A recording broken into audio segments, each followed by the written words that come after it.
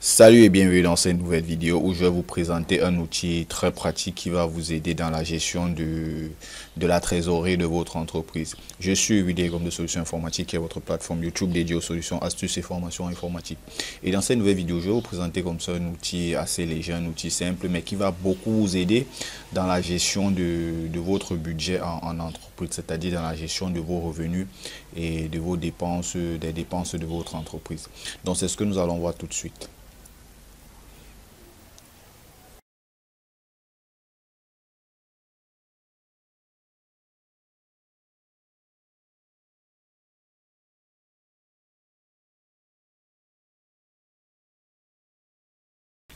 Ok, voici donc la présentation de notre outil de gestion de notre gestionnaire de trésorerie pour notre entreprise. Donc déjà ici vous avez le menu au niveau de l'accueil. Donc lorsque vous ouvrez le fichier, c'est cette interface-ci qui apparaît à défaut des feuilles de calcul telles que vous voyez là. Mais lorsque vous ouvrez le fichier, vous avez cette interface. Donc tout ce que vous avez à faire pour entrer dans les différents menus, vous allez juste cliquer dans ici et vous aurez cette interface qui va s'afficher. En fait, cette interface il va représenter nos différentes feuilles que je vais vous présenter. Donc déjà ici là, lorsque vous arrivez dans cette interface représente autant pour moi. Ici déjà vous avez le mois en cours. Donc en cours actuellement nous sommes au mois de novembre. Et là, il vous donne le solde que vous avez en caisse actuellement. Donc votre solde actuellement qui est dans notre cas bien sûr, qui est de 18 millions. Maintenant, ici, vous avez les différents revenus. Bon, avant de switcher même, je préfère qu'on fasse un petit tour sur les feuilles de calcul. Donc, après la première feuille de l'accueil, vous avez cette feuille ici qui concerne les prévisions. En fait, les prévisions, c'est quoi? C'est ce que, au cours de l'année, c'est ce que vous avez prévu de faire comme c'est ce que vous avez prévu en fait dans pour votre budget. C'est ce que vous avez prévu. Par exemple, vous avez plusieurs catégories, notamment en ce qui concerne les encaissements, c'est-à-dire les entrées. Vous avez le premier groupe qui concerne les ressources durables, notamment le capital, les emprunts et les subventions. Dans le deuxième cas maintenant, vous avez vos différentes prestations, c'est-à-dire vos différents services et vos différentes activités en fait. Autant pour moi, je préfère appeler ça les activités. Donc ici par exemple, vous avez comme activité, ça peut être la vente des marchandises ou alors des prestations de services en fonction des activités en fonction de votre secteur d'activité. Et après, vous pouvez avoir des remboursements. Donc, bien sûr, les remboursements par, je sais pas, par des clients ou bien par des tiers, ça peut également compter comme des entrées. Après, vous pouvez ajouter d'autres entrées à votre guise. Donc, ici, vous avez donc le total. Maintenant, ce qui concerne les sorties, vous avez par exemple les emprunts, c'est-à-dire ce que vous avez emprunté et les remboursements que vous devez effectuer dans le remboursement des emprunts. Donc, ça, c'est la première catégorie. Maintenant, vous avez les services en fait, les services qui sont liés à les charges en fait, il faut faire payer ça, les charges qui sont liées à votre entreprise. Ça peut être le loyer, ça peut être l'eau, l'électricité, le carburant, les équipements, les produits d'entretien, location immobilière, le matériel, les charges locatives, l'entretien et consort. Donc vous avez plusieurs charges ici. Après vous pouvez soit supprimer d'autres ou alors ajouter d'autres, les frais de télécommunication par exemple, internet et consort. Donc ici vous avez donc le total des charges. Maintenant ici vous avez les charges, les salaires en fait, la masse salariale. Donc ici vous avez dans cette catégorie vous avez deux types de salaires net versés et les charges sociales. Bien sûr c'est modulable et à la fin vous avez les différentes charges qui sont liées aux impôts, donc les taxes d'assurance, les formations, les impôts et consorts. Et à chaque fois vous avez le total. Et maintenant tous ces montants là c'est par mois en fait. Donc vous les aurez sur chaque mois. Par exemple, si je viens là, ça c'est au niveau des prévisions. Par exemple, la vente de marchandises, vous pouvez prévoir, ok, chaque mois je dois par exemple, pour atteindre un chiffre d'affaires à la fin d'année, je dois par exemple vendre comme marchandise, je dois par exemple vendre 500 000 par exemple pour atteindre un certain montant en fin d'année. Donc ça ce sont les différentes charges par mois. Donc chaque mois je dois vendre pour la marchandise à 500 000 par exemple. Ou alors pour mes encaissements, mes revenus, chaque mois je dois faire bon ce qui est prévu le premier mois, je dois être à 21 millions parce qu'il y a le capital. Mais chaque mois comme revenu, je dois avoir des revenus par exemple de 6 millions. Je dois avoir des revenus de 6 millions. Pareil en ce qui concerne les dépenses. Chaque mois, je dois par exemple faire des dépenses de 4 millions, 4 millions, oui, 4 millions 10 000 en fait, comme dépenses chaque mois. Et maintenant, ce qui est quelque chose qui est très intéressant, vous avez ici là les variations. Ici par exemple, ici on est au mois de janvier, donc on considère que pour le début d'année, c'est le mois 0 par exemple. Dans ce cas-ci, on considère que c'est le mois 0. Maintenant, vous avez le solde précédent. Au début d'année, il est de 0 francs. Variation de la trésorerie. La variation de la trésorerie, c'est-à-dire les entrées moins les sorties. C'est ça qui donne 16 millions, la variation de la trésorerie. Maintenant, le solde en fin de période, bien sûr, pour le mois de janvier, ça sera égal à ceci. Mois de février, maintenant, solde mois précédent, dans le mois de janvier, vous avez 16 millions. 16 millions 900. La variation de la trésorerie, c'est de 1 million. Ça, c'est ce qui sera comme les prévisions, donc ce que vous avez prévu.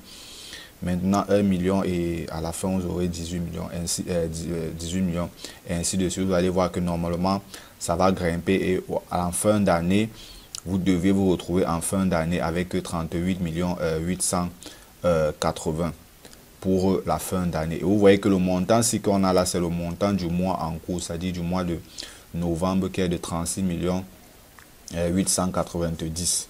Donc ça, c'est ce que vous devez avoir en caisse comme bénéfice normalement en fin d'année, en ayant dégagé tout.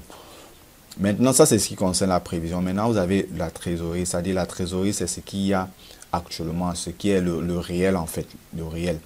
Donc en trésorerie, par exemple, ici, j'ai débuté effectivement avec un capital de... J'ai bel et bien débuté avec un capital de 15 millions. Voilà mes différentes... mes différentes activités, voilà les apports, les revenus que j'ai eu qui sont liés à mes différentes activités. Et pour le mois de janvier, par exemple, voilà ce que j'ai eu pour les autres mois comme entrée, ainsi de suite. Pareil avec les dépenses. Donc voilà le total des dépenses effectuées par mois. Janvier, j'ai dépensé 7 millions, février, ainsi de suite. Maintenant, ici, pareil, j'ai les variations. J'ai le solde précédent, j'ai les variations de la trésorerie et j'ai le solde en fin de période. Donc ça, c'est le budget actuel, c'est-à-dire le budget réel. Et maintenant, je me rends compte que quoi, pour le mois de novembre, comme bénéfice, je suis comme en caisse, je me retrouve avec 18 827. Et vous allez voir la petite croix qui descend, ça veut dire que par rapport à la prévision, je suis en dessous de ce que j'avais prévu. Donc c'est pour ça que vous avez la petite flèche. Si j'étais en dessus, au-dessus, la flèche devait plutôt monter et elle devait être verte. Maintenant, vous avez cette feuille qui concerne le bilan. Le bilan annuel. Le bilan annuel, c'est bien sûr tout ce que vous avez effectué comme action au cours de l'année. Donc là, c'est ce qui, le montant pour toute l'année, le solde pour toute l'année. Là, c'est ce que j'ai en caisse actuellement.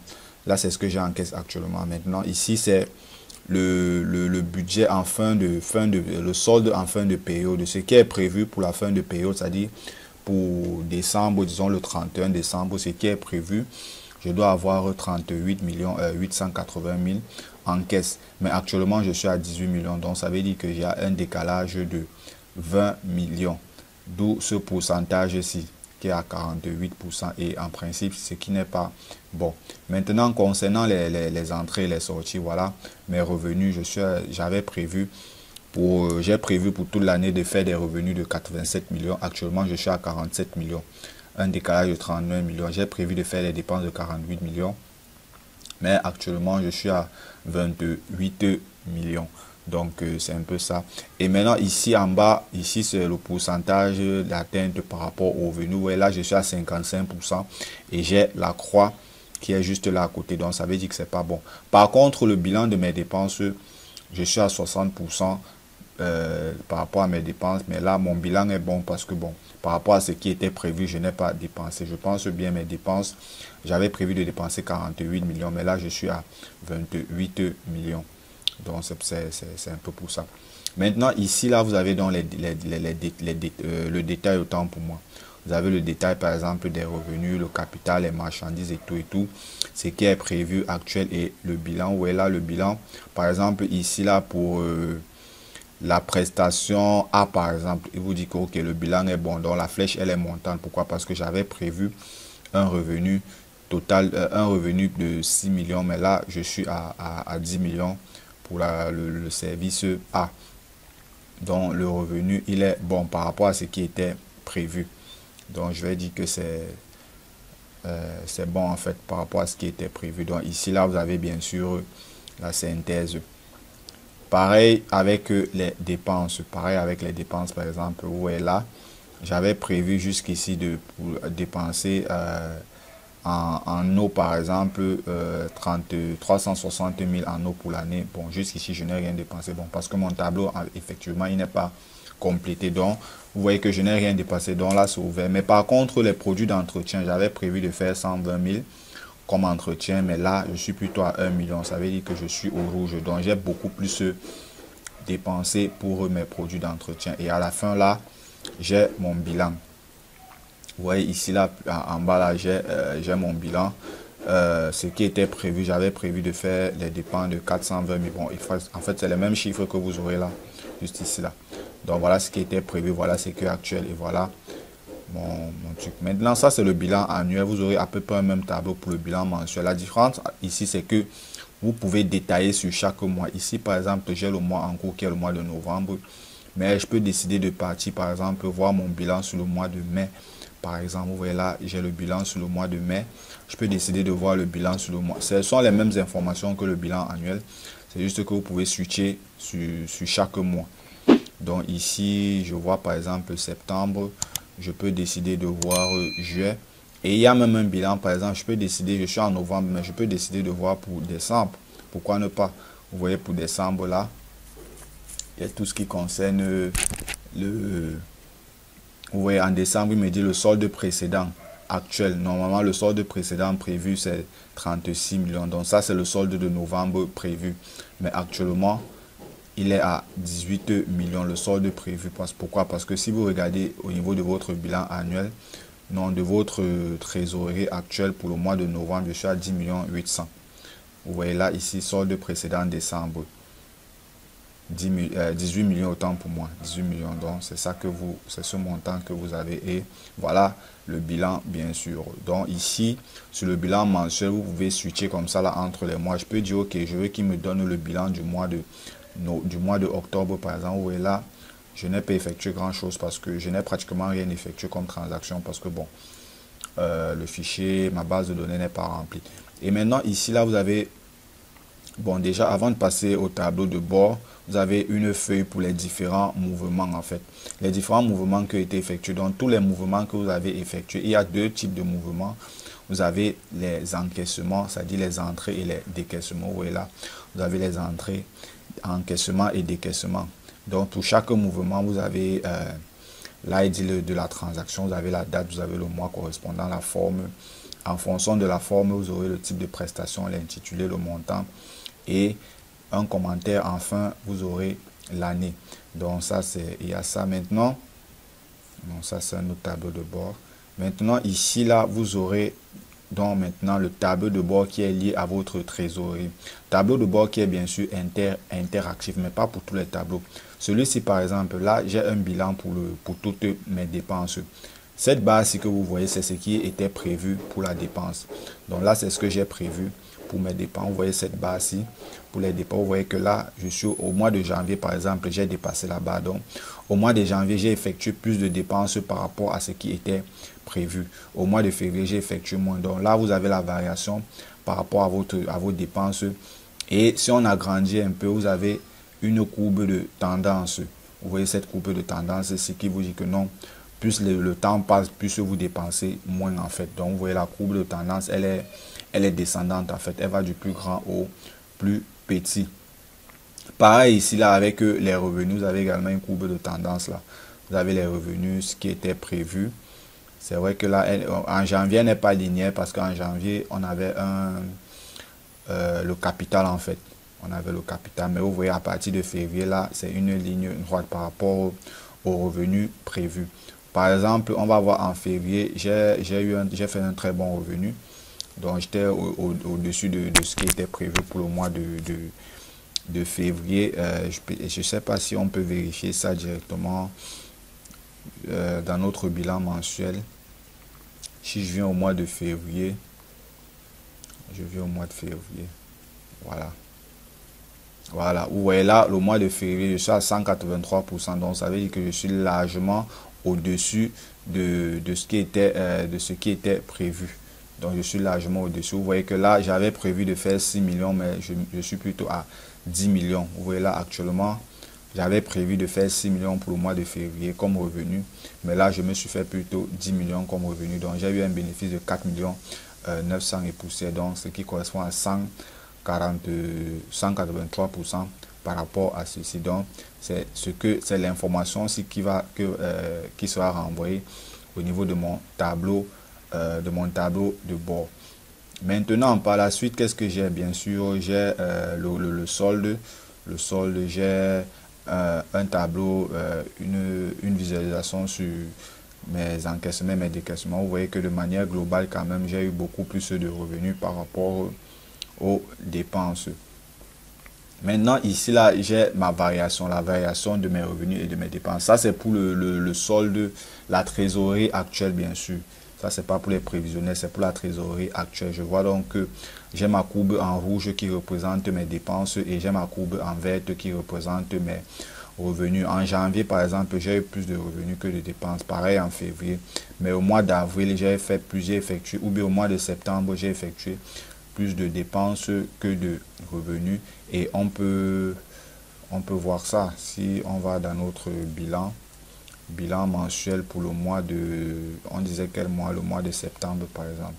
Le bilan mensuel, donc en mensuel j'ai effectué un peu plus de dépenses par rapport à mes revenus. Donc si je viens ici, là je vois ce qui était prévu.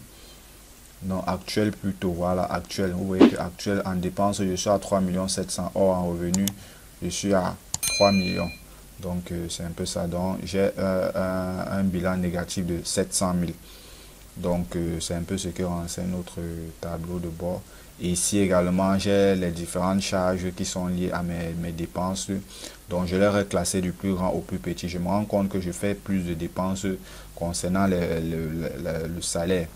Donc je dépense plus sur le salaire, sur le capital, sur les prêts là. Donc ainsi de suite. Ici également, ça concerne les différentes catégories, les revenus et consorts. Maintenant ici par la suite, je pense que cette courbe-ci, cette courbe-ci, elle n'est pas complète parce que ici j'ai les variations linéaires et consorts. Mais maintenant, ce qui est intéressant avec ce tableau de bord, c'est que lui, il est interactif. Par exemple, je peux décider de voir uniquement les informations sur mes sorties ou alors sur mes revenus. Donc, si c'est sur les revenus, je vais juste sélectionner encaissement et il va me ressortir déjà pour mes encaissements. J'ai le solde est pour tous mes revenus 47 millions et poussière. Et là, j'aurai toutes les informations, les courbes et consorts. Vous voyez ici, voilà les différents revenus ici, le capital, la prestation A, ainsi de suite. Et ce qui me, par rapport à mes prestations, par exemple, je me rends compte que c'est le service, la prestation de service A qui me rapporte le plus comme revenu. Et ici là, par rapport à la catégorie de mes revenus, parce que là, ce sont les détails. Ici là, par rapport à la catégorie de mes revenus, je me rends compte que mes services, mes prestations de services me rapportent plus.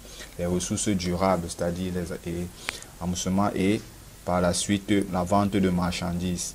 Et en dernier maintenant, ce qui me rapporte le moins, c'est les remboursements.